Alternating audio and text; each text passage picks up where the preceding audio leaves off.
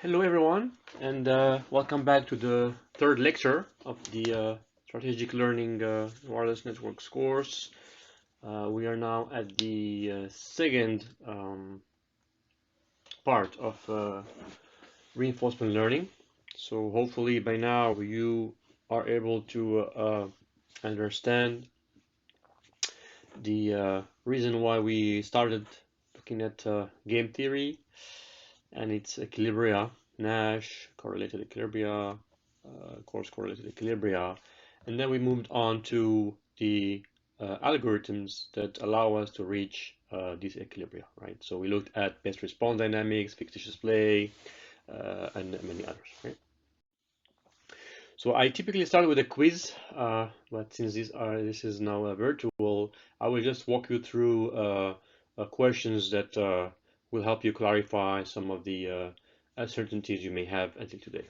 So let's take this quiz. So the first question here is, or the first statement rather, is correlated Nash equilibria decrease the performance of the system compared to Nash equilibria. And the idea here is to say whether this is true or false. So what we saw before is that, in fact, Nash equilibria provides lower performance than correlated equilibria because, in fact, Nash equilibria is actually a smaller subset of correlated equilibria, which itself is also a subset of the larger set of equilibria called coarse correlated equilibria, right? Therefore, the statement is actually false. Let's take a look at number 2 here. So it says Nash equilibria are a generalization of the coarse correlated equilibria. Well, I just said that this is not true. It is rather the opposite. So Nash equilibria are a subset of the coarse correlated equilibria. Number 3, outcomes of learning in games are Nash equilibria. Well, the answer is not always, it depends, right? As you saw, sometimes it's Nash, sometimes it's correlated equilibria, sometimes it's coarse correlated equilibria, and of course there may be other equilibria we haven't talked about. So it depends. This is the answer. Number 4, in reinforcement learning, having access to more strategies always helps. So here, in fact, this is a kind of subtle question because, or statement, because in fact, as we saw last week, in the case of the interference channel example, we saw that actually as we increase the number of channels that the transmitters have access to, the performance starts to decrease because the solution based on the Boltzmann distribution tells us that we allocate a low probability for every single action. Therefore, if you map actions to channel selection, then it means that you will always allow a low probability to access a channel, which actually hurts the long-term performance. So no, if you have a large strategy actions, reinforcement learning may actually hurt you. But here I warn you, this is just when you use the Boltzmann-Gibbs distribution. Okay, obviously other techniques will allow us to improve significantly upon this technique. Okay. Number 5, in reinforcement learning so far, the state of the network is dynamic. So this is a very important question because it will make a link to next week's lecture on mean field game theory and learning. So up to now, in fact, if you have paid attention, we haven't talked much about the notion of state. In fact, the state has been static all along, right? We haven't looked at the time varying state dynamics, which of course now again requires different techniques. But for the up to now, we have not assumed dynamic state. We only assumed basically static environment. Okay. Number 6, I can apply these algorithms to URLSC problems, so ultra reliable low latency. Well, the answer I hope is no. And the reason for that is, as we will see today's lecture, is that URLSC requires different tools for learning, and we will dig deeper. All right. So just Okay, good. So recap so far, as I said, we looked at different algorithms, so best response, fictitious play, a Bush-Mosteller algorithm, reinforcement learning. We looked at a difference between partially and fully distributed learning algorithm. I hope that you understand now the difference and what kind of information assumption is made for both cases. We also looked at various trade-offs, for instance, in terms of memory versus utility optimization, and the others as well. Okay.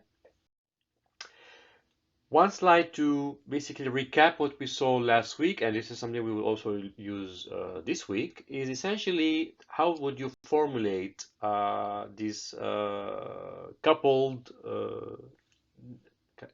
dynamics for both the when you learn the utility here, right? This is given here by R, and once you learn the strategy, okay, X. So as we saw, I mean, last week, we could write this down in two different ways. So here, for instance, when we update the utility R here at time t1 for agent J, when he plays action Sj is simply the current estimate plus some learning rate or step size.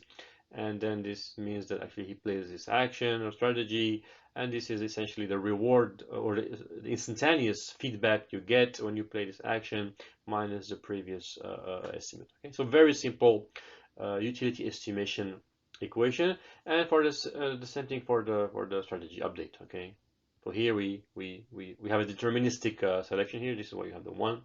Now, if you remember, we looked also at using this Boltzmann distribution here, captured by beta j rjt, which essentially is given by the formula we saw before. Okay, the Boltzmann-Gibbs distribution, which is actually fundamental in machine learning, even when once you want to look at the exploitation trade-off in reinforcement learning.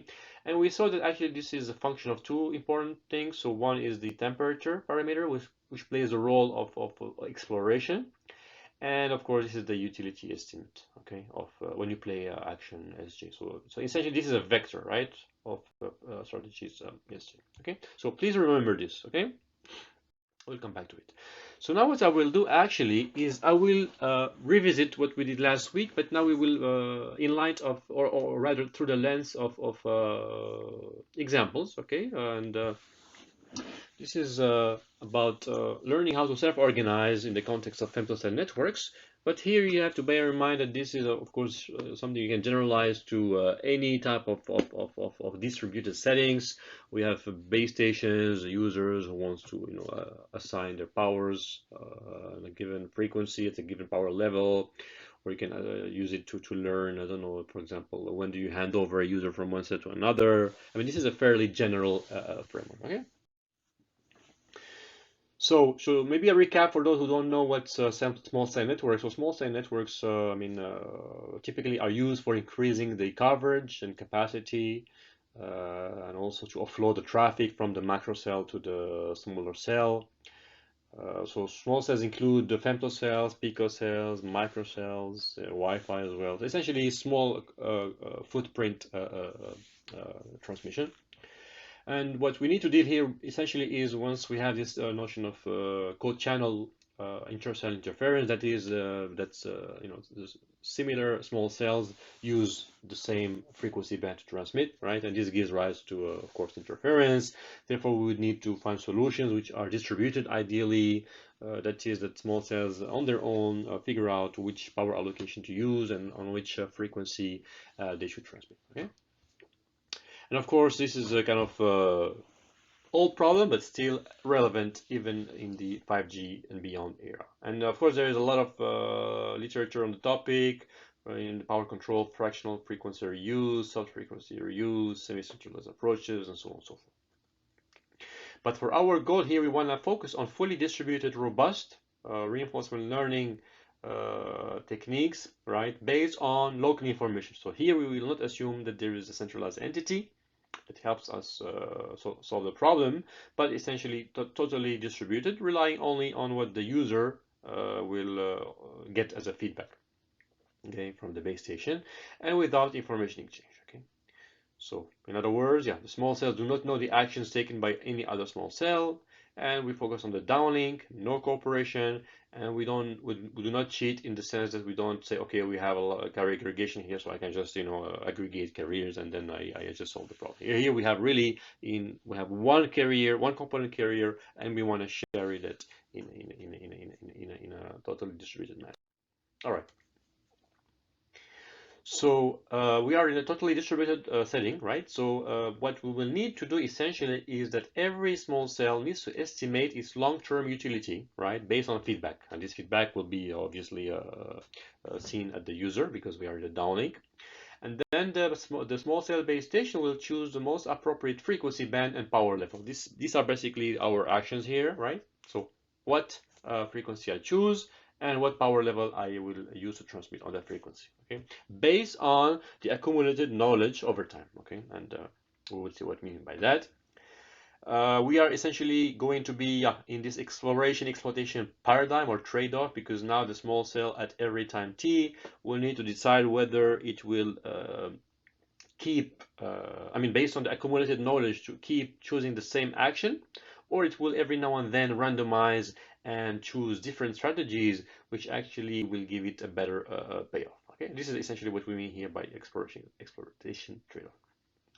Okay, so it's written here: should small cells exploit their knowledge or explore new strategies, and how does that impact actually reaching the equilibria and its efficiency? Of course, you can look at this problem through application of Q Learning and Cooperative Q Learning or other techniques. This is also fine, but essentially those techniques are sequentially. So they have this assumption of synchronization. Here we don't have that. Actually, it's totally asynchronous. So the learning is really completely asynchronous and distributed. And those techniques such as Q learning, essentially you don't have any proof of convergence. Essentially, this is a big weakness of those algorithms. Although they work as a heuristic, we don't have any way to characterize the type of equilibrium they reach. Okay. All right. So in a nutshell, the proposed solution is a joint utility estimation and transmission optimization, right? Where the goal is to mitigate interference among femtocells. So meaning either among femtocells, but also from the femtocells towards the macro cell network, okay?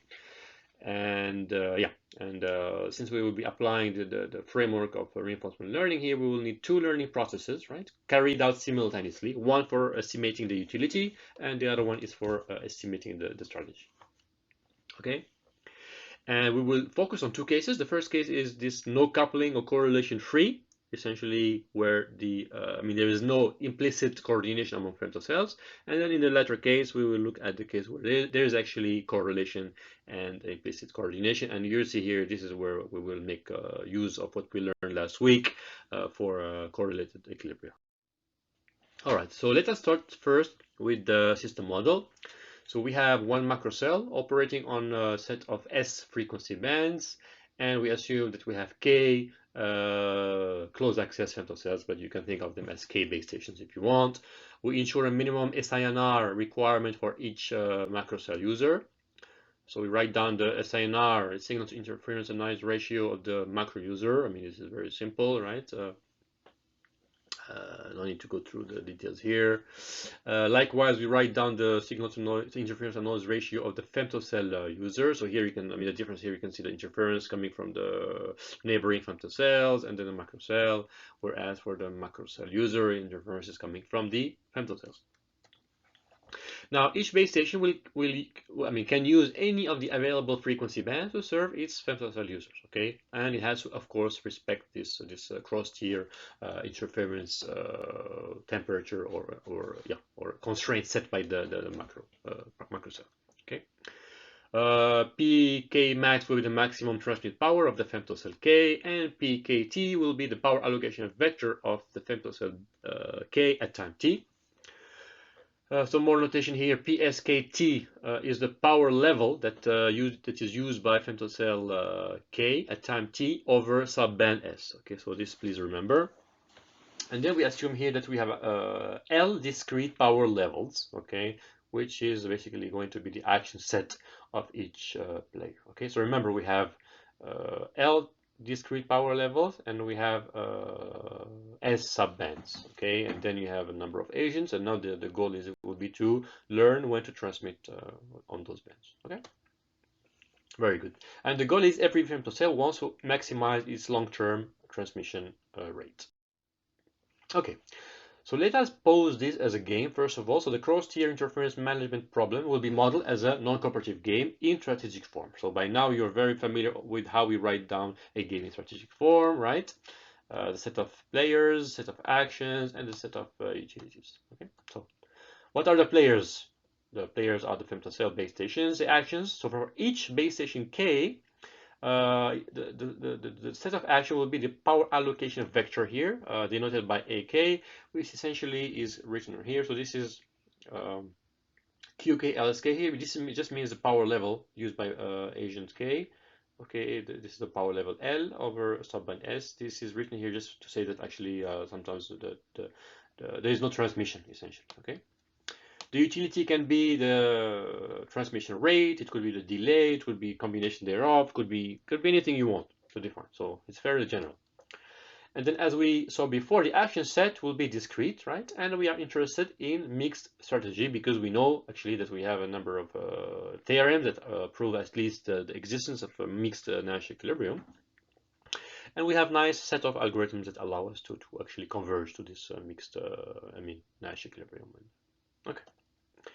Moreover, at each time t, femtocell K will choose its action from the finite set of actions following a probability distribution, right? Written as follows. So pi k, qk, lsk, sk is simply the probability that the agent K will select strategy pkt, which is equal to what I mentioned before, okay? And we write this down in a vector because this is for every single action, okay? From QQ00 to QQLK assuming I have LK power levels and SK bands, okay? Very simple, notation now. I think you are familiar with the way we write down these quantities. All right. Now, how to play this game? We first need to write down the expected utility of the transmitter K here, which is simply written as follows. This is the expected utility or the set of all the players. This is the utility of the player K, UK. H here is just taken for if there is randomness in the channel. That's why we also average out over this here, as you can see here, taking the integral over H. Okay, so essentially this is the quantity that the agent has to essentially optimize over, okay, over time. Okay. Yeah, H is essentially if you want to incorporate the notion of randomness of the channel. Now, if you were playing in a perfect world, by that we mean that the transmitter actually have access to a complete information of the game in terms of the structure of the game, observing all the actions played by all the other transmitters, perfect observation. Then, of course, we are in the case of Nash equilibrium, and this is essentially the same definition we saw last week, right? Essentially, if you deviate from the Nash, you will obtain a lower payoff, right? And then if there is several Nash, in fact, the fact that you have access to this, that you have access to perfect information, you can easily find the best Nash, right? Because essentially, if you have more than one, then which one you would take? But here, since we are in a perfectly observable game, then it's easier to find it. Okay. And then now, if you write down the utility that the transmitter will see, is essentially this. So this is the feedback essentially of player K at time n here, as a function of the channel, of the strategy of player K, and the strategies of all the other players here, plus some noise here. This is a perturbation we add, which essentially helps in the learning as well, right? So yeah, epsilon K AKN represents this additive noise on the observation, and we assume it is zero mean, right? And now remember, the goal is to estimate this expected utility, right? Because we are in the learning process here. And how we did that, I think now it's pretty clear to you. So this is the estimate that I have at time n, or is a function of n minus 1 estimate, right? When you play this action here, plus some step size here, or learning rate, and then this is the same thing, okay? So I think we know how to get this, how we got to this equation, but but let's revisit it here for sake of clarification. So what we do is very simple. We write down the utility estimate at time n here for action AK, which is simply written, so it's a counting measure. Essentially, count how many times you have played this action AKN here, right? What is the feedback the agent received? You sum this from 0 to n minus, and you divide by essentially the total number of times you have actually played this this action. Okay. Then what you do, we break down this summation here in terms of two terms now. So this from 0 to n minus 1, right? Plus the n minus 1 term. And then you can rework, this expression until you get down to this expression, the final expression here, which is basically the one in the previous slide, which allows us actually to go from this quantity to this recursive iteration, because this is what we need to actually implement in practice, right? The estimate at time n is a function of the n minus 1 estimate, plus this is the learning rate, the feedback, and the n minus 1 estimate. Okay, so this is how we get access to that equation. All right. Okay. So now back to this behavior rule. As I said before, we are dealing here with the notion of exploration versus exploitation. So it's very nicely illustrated here. Say you have a kind of a timeline here, right? T minus 1, t plus 1. And then the goal of the base station is essentially to maximize not the instantaneous performance, but the long-term one. So let's say you have a time horizon t, right? And then you want to maximize your expected utility over this whole time horizon. Therefore, at every time t, here the agent will have access to basically the reward that he has accumulated so far, and then the history, right? And then at every time t, it needs to play a given action. So the question it has to every time answer is, should it explore the knowledge, the past knowledge, or should it exploit? Should it exploit the knowledge it has accumulated so far, or it should actually explore new actions which it has not selected so far. So essentially, this is the behavior rule jargon. Okay. So how we would formalize this behavior rule is as follows. So we're saying that the mixed strategy, which models this trade-off between maximizing the utility or the exploitation versus the experimentation, which is the exploration, is simply this. We want to find the strategy, right? The mixed strategy, which maximizes this sum here. So what is it? This is simply our expected utility, remember, right? This is a probability that I choose this action pk here. This is the utility estimate I get, plus this quantity. So this is a very fundamental quantity that we will see many times. This is simply the entropy. Okay, this is the entropy or my uncertainty vector for all the actions. Okay, and kappa k here, this is the temperature, and you will see that it plays a key role in the learning. Okay, so yeah, kappa k here represents the interest in experimenting. Obviously, if this is a 0, then of course you don't explore, you just exploit. And if you, then you can of course optimize this parameter to trade off between exploitation and exploration. Okay. And last time we saw actually that the solution to this optimization problem is essentially this Boltzmann-Gibbs distribution, right? Which is written here as a function of the utility estimate, the action here that you choose, and then the Boltzmann temperature. And this is also called in the game theory as smoothed best response. Smoothed, why? Is because actually we have a probability distribution over the actions that we take instead of deterministic action. Okay. Before I show you how Boltzmann-Gibbs distribution look like, I want to revisit something which is very, very important in machine learning and also information theory, which sometimes is taken for granted by students until you ask them, okay, what is, do you know how to calculate maximum entropy? And the answer is typically no. So let's see how we get actually this Gibbs-Boltzmann distribution. So essentially what you have, you want to maximize, okay, this is a very, very practical and fundamental problem at the same time. You have access to, say you're taking measurements, okay, of your process, you're collecting measurement, I don't know, from your data, could be anything, okay?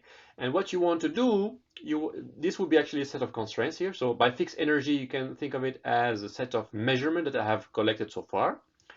And then for all the other things I'm not aware to quantify, meaning the things you haven't measured, represent your uncertainty, I want to actually formulate a problem where I can maximize this uncertainty of all the things I don't know, subject to the measurement I have collected so far, right? And this is a probability here, I maximize over probability pi, and of course this is just saying that the sum of pi is equals 1. This is a simple yet fundamental problem, because this is exactly what will give rise to the Boltzmann-Gibbs distribution. So now to solve this problem, you just write it down here, the Lagrangian multiplier here, and then you would essentially see that the solution is actually PS, yeah, exponential minus beta ES divided by the sum of all the states, essentially. Okay. An important quantity here, which is very much used not only in machine learning but also statistical physics, is called free energy. So this is representing free energy here. It simply says, I mean, it is the same quantity I showed you in the previous slide, but using the physics term. So E here is energy before we use utility. So this is expected utility or expected energy, right? The probability P multiplied by E plus the entropy, right? This is essentially, or minus entropy in this case. This is essentially what we have here, right? Beta is a Boltzmann distribution. And this quantity, you can see it now in many machine learning papers, and this plays a key role in reinforcement learning. How do you model uncertainty? Use maximum entropy principle. Okay. So now let's go back to our information assumptions. So we said that the femtocells or base stations in your problem are unable to observe the current and all previous actions played by the other agents, right? It only knows its own set of actions. It of course observes feedback from its user, and we said that we allow this feedback to be actually noisy. And then we want to strike this balance between exploration and exploitation, and we will do essentially, we will formulate it as the following. We want to look for the distribution that maximizes the expected utility plus this entropy or perturbation, because actually we are in a kind of partially observable environment. All right. So here, let's take a look at the right hand side here of the plot. This is the probability of the nth action. This is the action index n. So I say I have I don't know, here is 14 actions.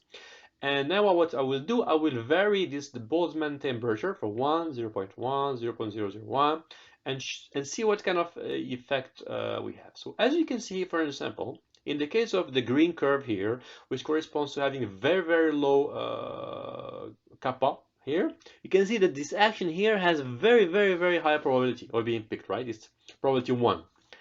And whereas now if I start to increase this Boltzmann-Gibbs temperature, say the red curve here, 0.1, you can see that now actually I start to change the shape of the distribution. Now, you have other actions which have also non-zero probability, and where this one has maybe 0.3, right? If you even further increase that value to 1, you can see that you get this blue curve here, essentially saying that, okay, this is almost like a uniform distribution where all the actions are equally probable, okay? And on the left-hand side, this is the corresponding expected utility, right, for the action index n. So just keep in mind, I mean, this is the impact here when you change the Boltzmann temperature, how it impacts the shape of the probability distribution of the actions that you will take. Finally, we call this logit equilibrium, but this is the same thing as the epsilon Nash. I mean, it's just another way of calling it this way.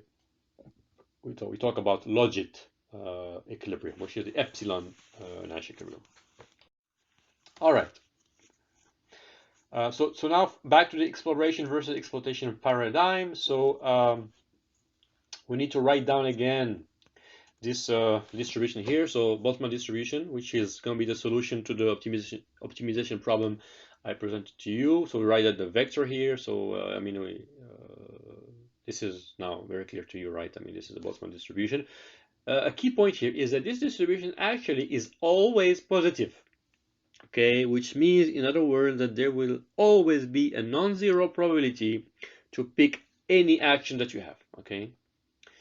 Now, just a few remarks here. If you take this parameter to infinity, so this will be actually 0. This becomes 1 over. If you replace it here, we actually get a uniform distribution, right? So phi k here will be 1 over nk and a vector of 1. Okay. Now, if you take it to 0, right, then you get a a Nash in the sense of best response, right? Because essentially you do not care about exploration, you only exploit, which means you're myopic, right? You want to maximize your utility at every time t, whereas if you actually increase the kappa k here, you don't do that. You want to be foresighted. You want to maximize your utility, maybe in t time slots, not in this time slot. All right. Okay, so now let's write down this now for our problem. We said that we have this phi hat kkLk sk here, the estimate of the time average performance metric when you play action qklk okay? Then let pi k be the mixed strategy of the femtosecond base station k time t, and then the reinforcement learning algorithm will be working as follows. At time t, each base station will play a given action and get a feedback, right? This is the same thing I mentioned before. I'm just changing notation here. So this is the error, right? The perturbed feedback that the player gets when he plays action PK, right? Yeah, and then of course this feedback will give it kind of a reward or punishment, whether that action actually yielded high reward or not. And then it will estimate that and update the estimated vector, right? Phi hat q k lk sk for every action, right? And basically iterate it over time. Okay. So just to write down again, I mean, if I want to write down this estimate for the utility of player k when he plays this action, we can write it in the same way I showed you a few slides ago, right? We can do it. We can do it very easily. I mean, no need to do it again here, but you can write it down yourself. What's important now to focus on is actually what type of self-organizing algorithm we get. And this is shown here, right? So at every time t, every base station will estimate jointly the utility, right? And update the strategy. So again, we write down the utility at time t is a function of t minus 1, the learning rate, right? And then the instantaneous feedback, and then the previous estimate, okay? And then likewise, I update the strategy vector here, okay? Now, please focus on this alpha t and lambda t. These are learning parameters. So if you remember last time, I told you that these are two coupled learning, equations or processes. So in order for me to actually, implement this algorithm, this equation, I need to use, you see here, the phi k here, right?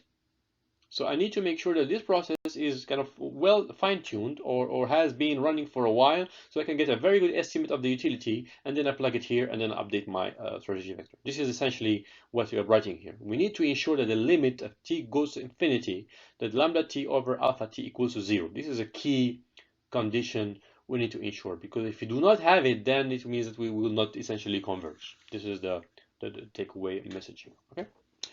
Now, if we have these other constraints here, essentially the algorithm is proven to converge to the so-called epsilon closed Nash or logit equilibrium. Okay, this is what we will have. Okay, so I told you this epsilon Nash or logit are pretty much the same thing. So here, how will we write down this definition here? So this is the definition of logit equilibrium, right? Which is essentially, so the difference between if you stick to a Nash equilibrium or if you do diverge will be always upper bounded by this quantity here, 1 over lambda k ln logarithm of nk, which essentially tells us actually before I play the game, and if you give me the Boltzmann temperature and how many actions you have, I can tell you how far you will be from the Nash essentially. Because remember here we are in the epsilon Nash, meaning I am in a neighborhood of Nash equilibrium. Okay, because I have local information here. I'm not in a kind of perfectly observable environment, but still I have this loss, right, with respect to the perfect case, but I can still quantify this loss here using this quantity here. So it's a very nice result in some sense. Okay.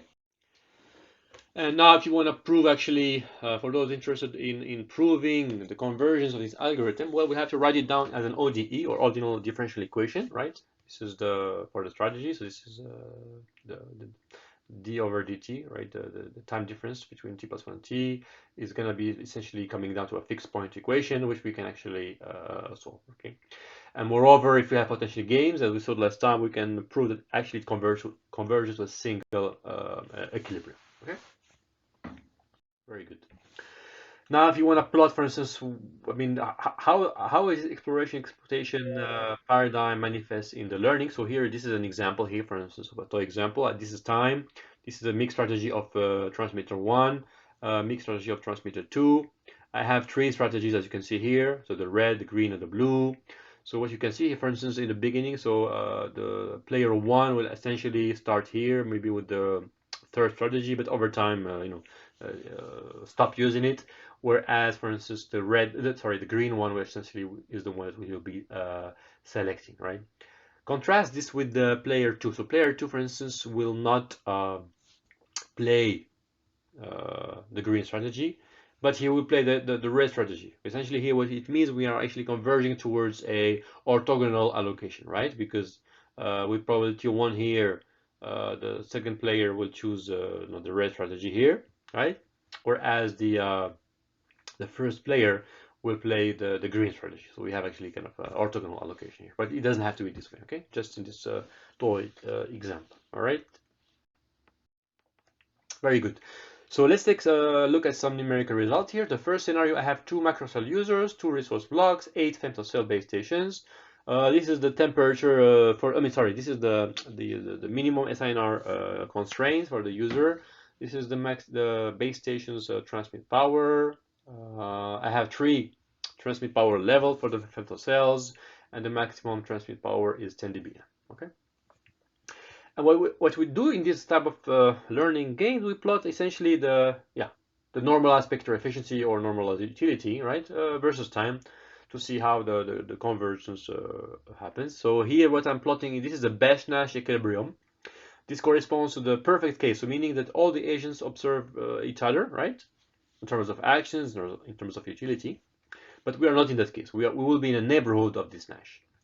So here I'm also comparing the Sun RL in the selfish case and the altruistic case. So the only difference here is that in the selfish case, the utility of the agent is its own utility, whereas in the altruistic case, the agent is also optimizing the kind of the social welfare, so everybody's utility. Okay. And what we will plot also here is the impact of the Boltzmann temperature. So yeah. So what we can see here actually is the larger the temperature parameter is, the more exploration happens by the algorithm, right? So it means the algorithm will use more often the best transmission, right, or configuration, and converge closer to the best Nash equilibrium. Contrast that with if you take a smaller temperature parameter, then the femtocell will be tempted to just play, as you can see, for example, here, to play all the actions uniformly, which is not a very smart strategy. Okay. So in other words, this Boltzmann temperature plays a key role actually in the learning, and we can even go further and try to optimize it dynamically and to make it vary over time. Here it's a kind of static, but you can also allow it to vary over time. Okay, so essentially maybe to explore a lot in the beginning, but then stop exploring and just focus on exploiting. This is also a very nice idea that could be considered. All right. Another example here. So I'm increasing the number of resource blocks and number of users, right? And femtocells. So I have 60 femtocells, I have 6 macrocell users and 6 RBs, and then we compare a number of Sun algorithms. So Sun 1 is ours. Sun 1 plus imitation, which is Sun 3. This is another technique here where essentially the agent imitates the same action is played previously. Best response, this is when you don't have any history. Essentially, the agent is myopic, so he wants to optimize its utility at every time t, right? So let's see what we get. Again, here we plot the average spectral efficiency versus time, and this is Sun 1, Sun 2, and Sun 3. So again, the best response, the myopic approach is essentially the worst here. Now, if you want to be, of course, smarter, you can either use this kind of long-term utility learning, right? And imitation is also not bad, essentially. It's much better than the best response dynamics, but again, if you want to do much better, you need to not imitate, but to actually do to strike a good trade-off between exploration and exploitation. Okay. All right. Yeah. So yeah, SON 1, yeah, outperforms SON 2 and SON 3, and being foresighted yields better performance in the long term. So now let's take, for example, I mean, now if you want to put this in the case of latency, right? Now, of course, if you are constrained in terms of convergence time, then yes, then maybe you need to reconsider whether you would be using these algorithms. But if convergence time is not an issue, which is most of the case, then yeah, you should basically be using this tool. All right. Okay, good. So now, thus far, we have ignored correlations, right? So now we only focus on the concept of epsilon Nash, where there's no coordination between the femtosecond cells. Now we will look at what happens when we add these correlations, right? Exactly as we did last week when we moved from the Nash equilibrium to the correlated equilibrium. So we will do the same thing now, all right? So now, what do we mean by adding coordination? Well, now we will actually, use this different technique of regret-based learning, right? Where the idea is that this small cell will self-organize so as to basically optimize the transmission while mitigating interference towards the macro cell tier. Okay. So I will skip some of these things because these are the same as before. But again, what we'll be doing is by using this regret-based learning, the small cells will learn their long-term probability distribution over time, right? By minimizing the regret. So now we do not maximize the utility, but we minimize the regret over time for using some of our strategies. Okay? And this will converge eventually towards the epsilon coarse correlated equilibrium. Okay. Very good. So now again we need to again use some notation here.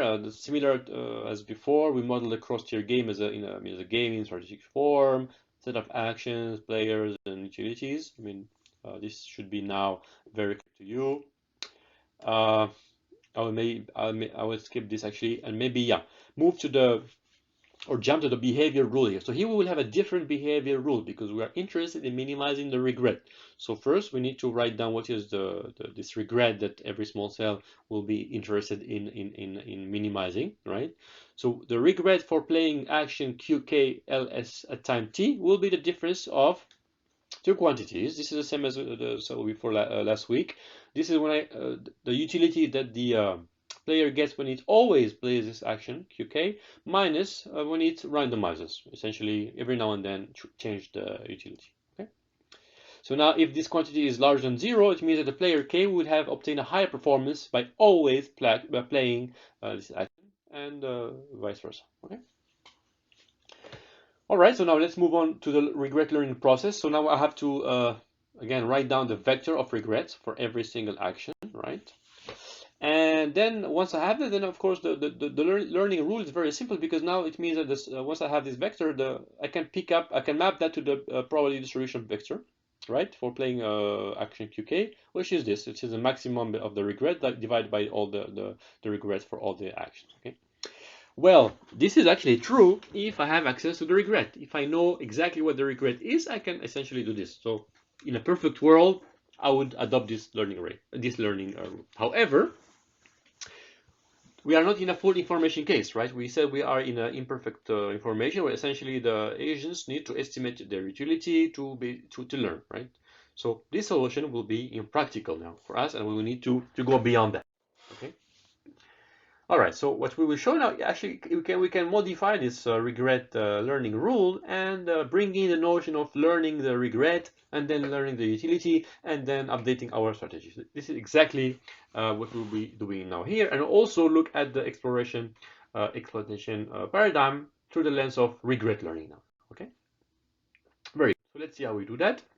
So again, this is an exploitation slide I've shown before, essentially that we will deal again with the Boltzmann distribution, but now we will deal with it in the context of the regrets. Okay, here we don't have utilities, we have regrets. So we need to build this decision function or this distribution which will allow us to map the regrets, or the estimate regret rather, to the distribution that I will use. All right.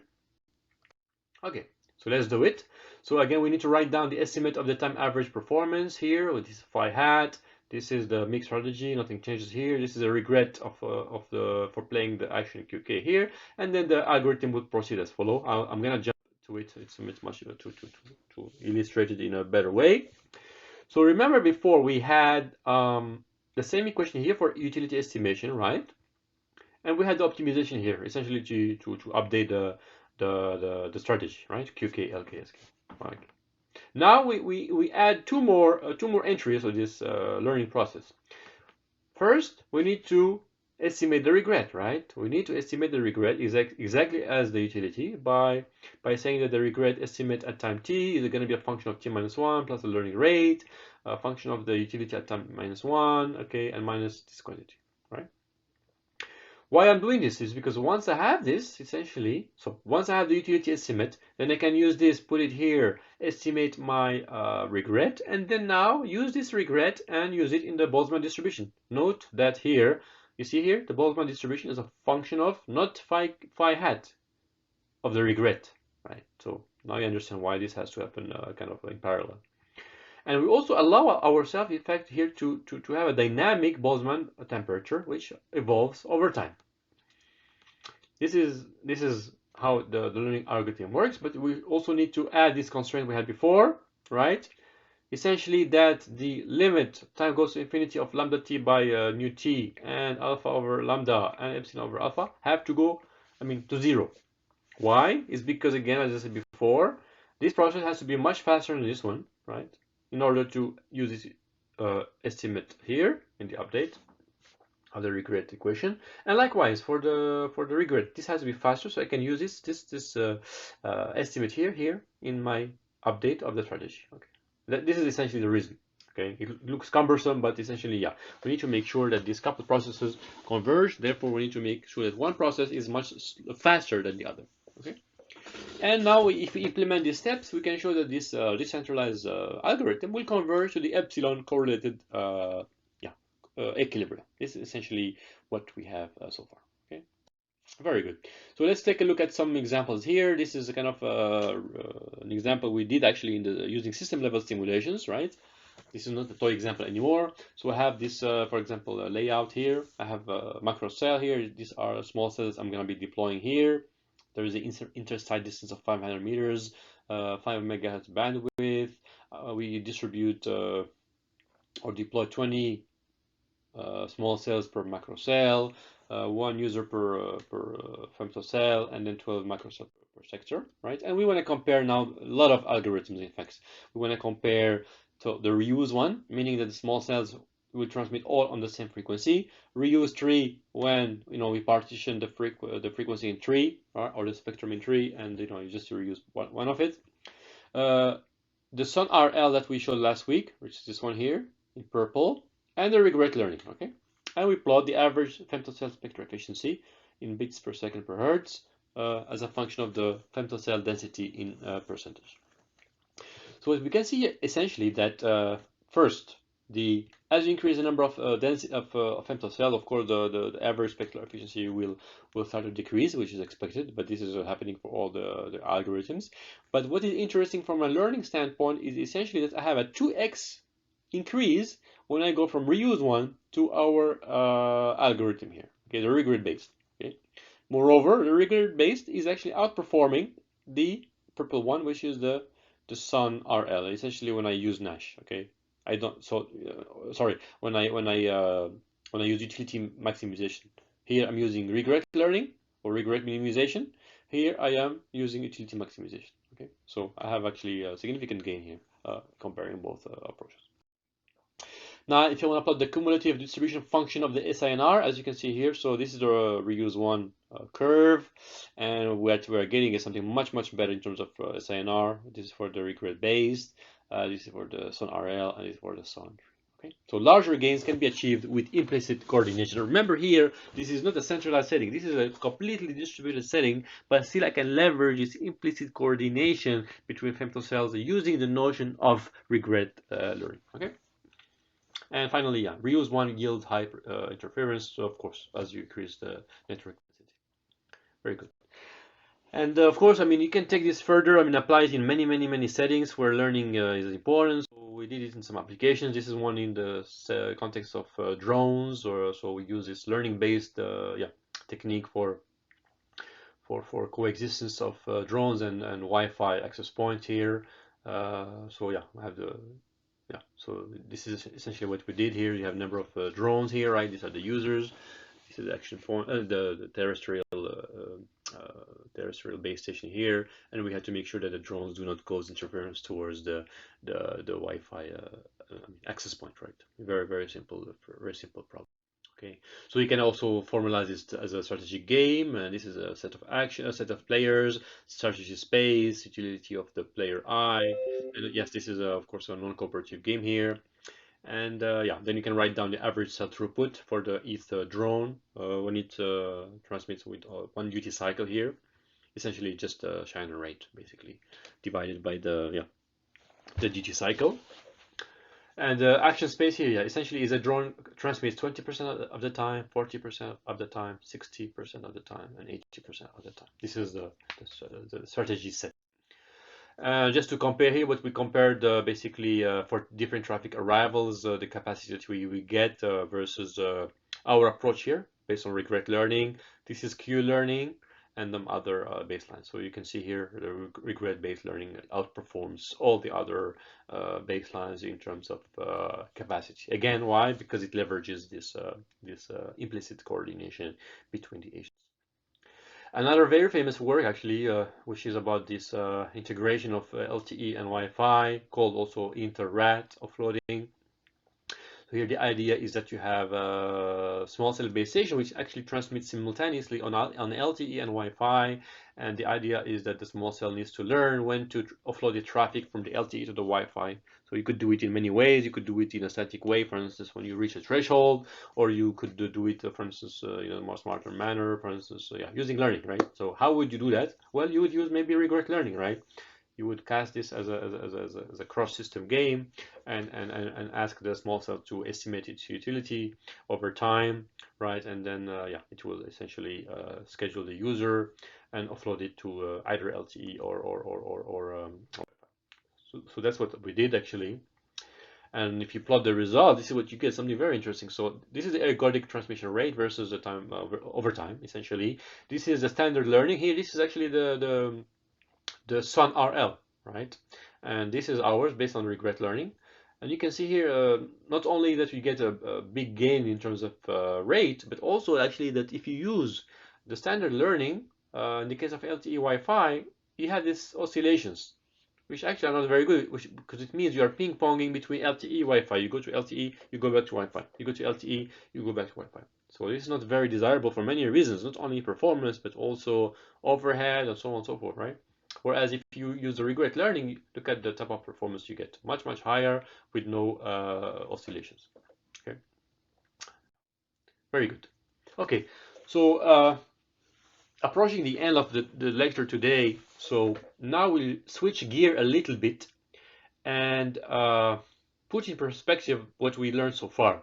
So now I'm using here this notion of risk-sensitive strategic learning in robust games, and which is different than what we learned so far. So far, what we did is essentially we looked at utility maximization in the expected sense, and we looked also at regret learning in the expected sense. And now we want to look at a different family of learning. Okay, so in one slide, what we did so far is this, right? We, try to formulate a maximization problem, my expected utility plus some uncertainty here, modeled using entropy. We know that the solution satisfies this Boltzmann distribution, and we also did it for the case of regret, right? This is basically the same thing. Yeah. Now, if you want to focus on URLLC, right, ultra reliable low latency communication, which is a very important research nowadays in 5G and beyond, and even 6G, if you look at one of the references in the topic here in the bottom of the screen, one of the key building block of URLLC is risk, as you can see here, right? So there is risk, there is scale, and there is tail. Let us focus only today on the risk. And these are actually techniques that allow you to focus on this notion of risk. One of them is mathematical finance, game theory, reinforcement learning. Okay.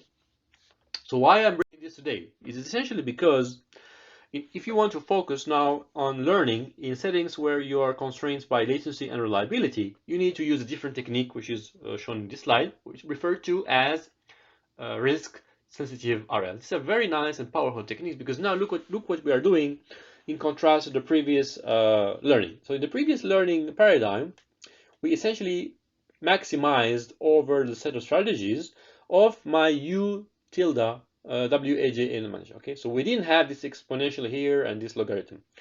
Now, if you want to work in the URLC setting, you need to use this notion of, now you take your utility function, okay, U tilde j here, then you take the exponential here, you exponentiate it, right, and then you take the logarithm of this quantity, okay.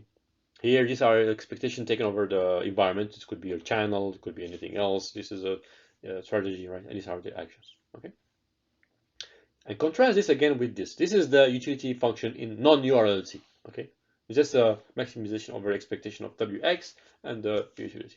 Here we have a different setting, and actually this is very powerful because if you do a Taylor expansion of this quantity here, you would see that actually this is going to be equivalent to maximizing something which is a function of the mean, the variance, and higher order moments. And that's exactly what you need in URLC, right? Because we know that in URLC, we need to characterize the tail distribution of your latency, for instance, which means that you need to not only focus on the mean, okay, but look at the variance, kurtosis, and other higher order moments. Okay? So essentially, yes, we needed to modify the utility to incorporate the notion of risk, right? And this means that actually now what becomes very important, actually with very small probability, you can have a huge loss, right? This is exactly what happens in your LLC. This low probability that you would maybe just average over actually play a key role here, and therefore you need to take them into account when you learn, right?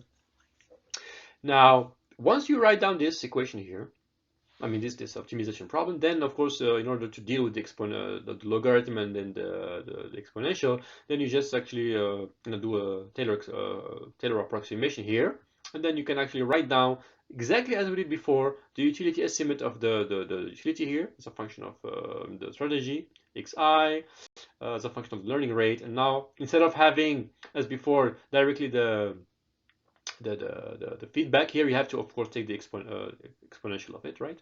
-1 divided by the mu I. Mu I is, by the way, the risk index. This is what allows you to modulate a little bit how much risk you want to take and how much risk you don't want to take. Okay, and that's it essentially. You take this and then you reapply it in the same way we did it before, actually. Okay, so one slide on this, but please bear in mind that this is a very important, and you can use it already today in your own data-driven URLC research.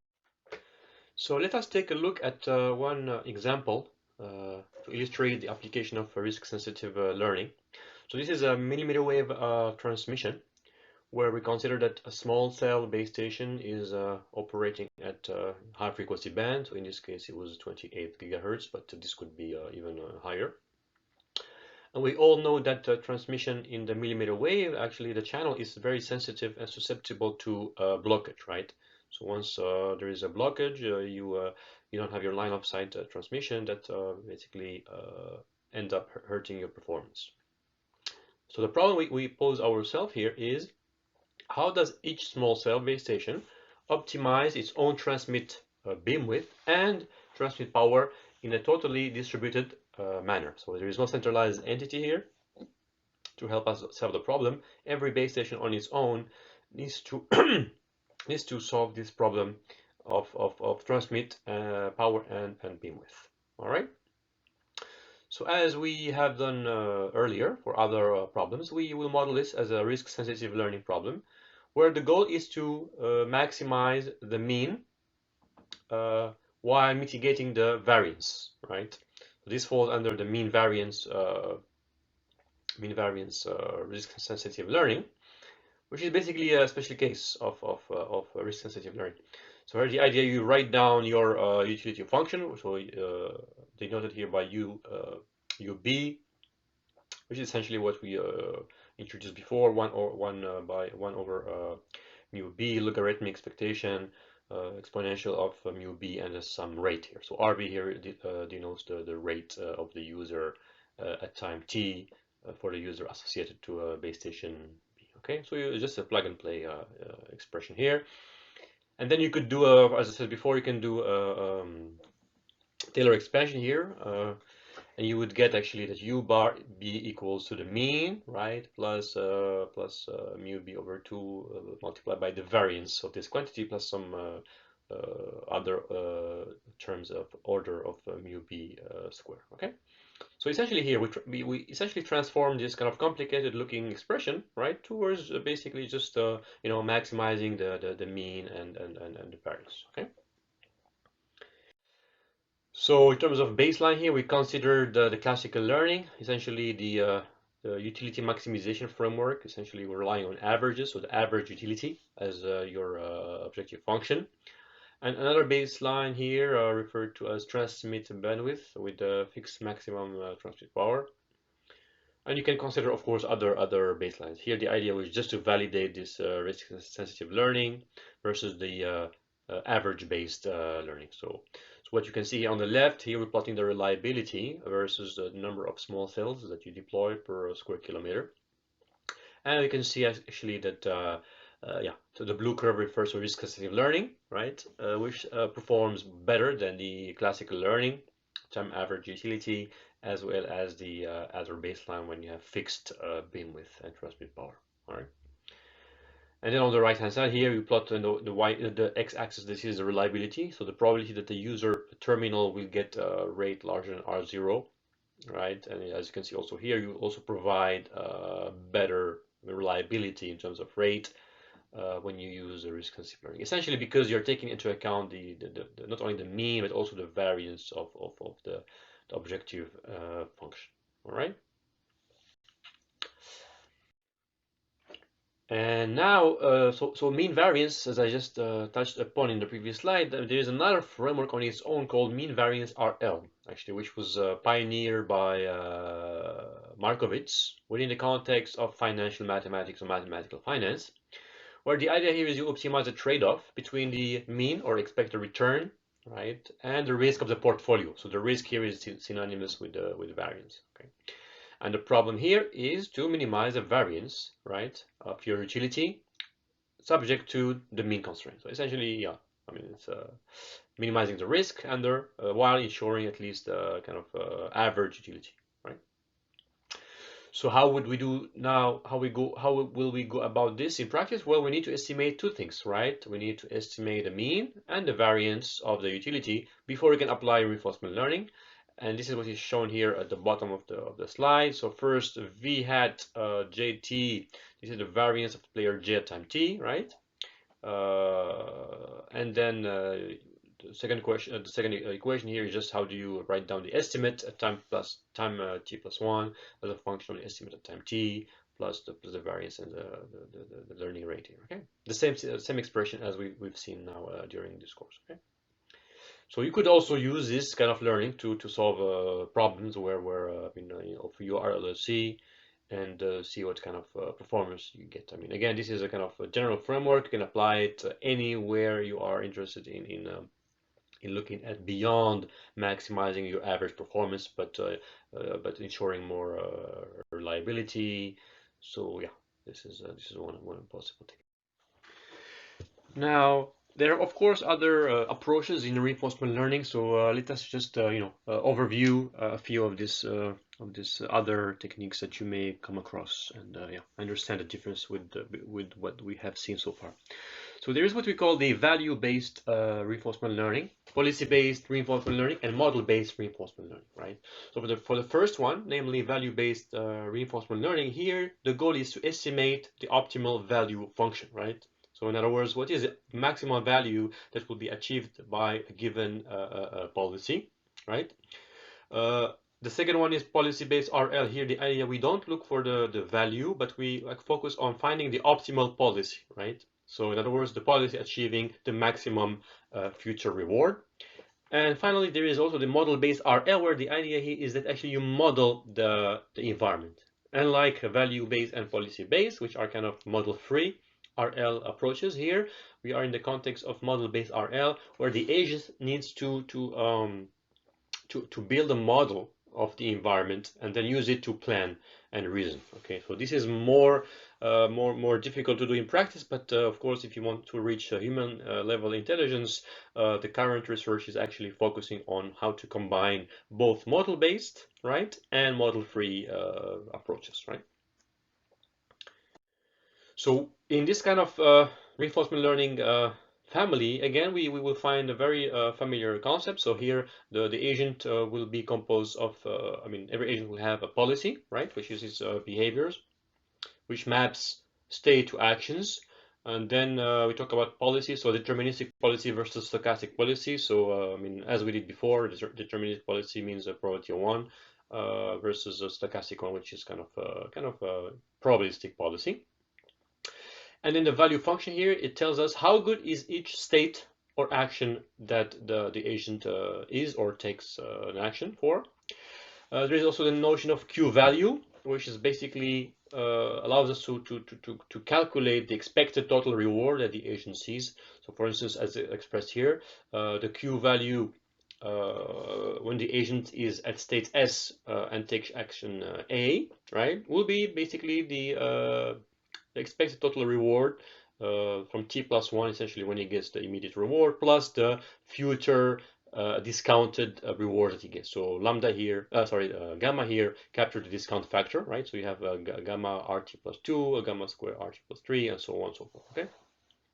This is how we would write the Q value function of a given agent, okay? And then, of course, for the model, well, this is how the agent will represent the environment. So it could be using a Gaussian process, could be using a neural network, or other representation techniques. So in Q learning, which is actually one of the very most famous RL techniques, you have a set of agents N, you have a set of states S, right? And then you have a set of actions, cost function, and a state transition function, okay, P. So remember, compare this with what we learned so far. We had also the set of agents. We didn't have the set of states. We had a set of strategies or actions. We also had the cost function, but we didn't have the state transition, right? We assumed that the state dynamics were fixed, right? So now we will actually change those or relax those assumptions. So now, how does the learning happen? Well, actually, I mean, you can look at the purple box here. We have an agent. It takes an action, right? This would go to the environment, and then he would perceive immediate reward. The state of the agent will change, right? And then this iterates until the conversion, essentially, right? But similar to what we've seen before here, the agent will need to take an action, right, in order to minimize some notion of cumulative cost. So before we saw utility maximization, we saw rig rate minimization. Here again, we find the same notion of minimizing the total cumulative cost or maximizing the total cumulative reward. Okay. And the policy here is how would the agent behave in each state, in fact, okay? When the state changes, what is the action that the agent will adopt? And if we jump to the optimal policy here, what we will see using Q learning, the equation is very similar again to what we've seen before. So essentially what this says here, so the Q, so given that the agent is at state ST, right, and takes action AT, the Q value that it sees will be equal to 1 minus alpha Q STAT, right? Alpha here is a kind of for exploration, right? Plus alpha CT plus 1. So CT plus 1 is the reward, the instantaneous reward that the agent gets. Plus lambda multiplied by the maximum over action A of Q ST plus 1 AT. So essentially this term here tells us that when the agent takes an action at a given state S, right, you will get immediate reward CT plus 1 plus all the subsequent states that the agent will visit, right? And of course, we have to take the discounted factor, right? This is why you have lambda multiplied by the maximum over the actions that the agent will take, right? When it goes from ST to ST plus 1, okay? So this is very familiar actually to what we've seen before here. For instance, if you take alpha equals to 0, then you just explore. If you take alpha larger than 0, of course, then you have to trade-off of exploration exploitation. Okay, this is essentially what is this equation capturing. All right. And now one of the most famous, equations or in Q learning is Bellwam equation. Okay, so all people working in this field are very familiar with the notion of Bellwam equation. But essentially, let's see what it means. Again, I will write down. So for a given state and action, the Q value of the agent will be again the expected total reward, right? Of expectation of RT plus 1 plus lambda gamma RT plus 2, right? Until the future. We can write this down as expectation over S prime A prime of the reward plus gamma Q pi S prime A prime, right? We can just rewrite this. And now, of course, we're interested in the optimal Q value, right? Once we take the optimal Q value, then we have to use the maximum. So we introduce the maximum here, and what we get in fact is Q star SA is equal to RT plus 1, right? Because it doesn't depend on the action, plus gamma maximum over RT plus 2, gamma square, so on and so forth, right? So you take the action, the future action that maximizes the upcoming total discounted reward. Okay. You can even further write it down. So at the end you get the last line here, which is RT plus 1 plus gamma maximum AT plus 1 Q star ST plus 1 A plus 1. So this is great because this is actually a recursive equation which actually is used to calculate the optimal Q value for a given state and action, okay, in an iterative manner. Okay. So now how would you implement this in practice? Actually, it's very simple. So a Q learning essentially is a kind of a table, right? You have a state action table here, and you can fill up the entry. So Q S1 A1 here corresponds to what is the value of the value function, if you want, of the agent when he plays action A, and he's at state S1. Okay. So essentially, we have to fill up these tables, right? And I mean, again, the equation is given here. The agent will select an action A, execute it, gets an immediate cost C. He will, of course, transition to a new state, and then update the corresponding Q values accordingly using this equation in the bottom here. Okay. This is exactly. So you can already notice that actually if you have a large action space with action and states, filling up this Q table will be very, very, very time consuming and computationally expensive. Okay? Yeah, so the state explosion here. This is one of the reasons why deep RL became very popular in 2012, essentially is to solve this problem here when you have a very large dimensional in terms of action or state. There's also another variant of Q learning called Cooperative Q Learning, where the idea here is actually, once an agent joins the network, instead of learning from scratch its Q table, it can actually, communicate or learn from other neighbors in the network, right, by exchanging suitable rows and columns of that Q table. I mean, of course, it makes sense because you want to avoid to learn from scratch every time the agent joins the network, right? But of course there are a number of questions here. For instance, from whom do you learn, right? So you need to maybe talk about the notion of similarity here in terms of agents, right? So that you can actually cluster them together or group them together to exchange their Q tables. What do you learn at the end? Do you learn the entire knowledge, meaning the entire table, or just part of it that are of interest? And then, of course, when do you learn? The beginning, periodically, or is there a threshold for that? Okay, so there have been some works actually studying this cooperative Q learning in the context of small cell network. And with this, we reach the end of the part related to reinforcement learning. So next week we will move on towards a different, an important aspect of the course, namely Edge ML, Edge AI, over and for wireless communication. And I think this part will also be very important for a variety of reasons. And you will have the chance essentially to look more into that. Thank you very much, and talk to you soon. Bye bye.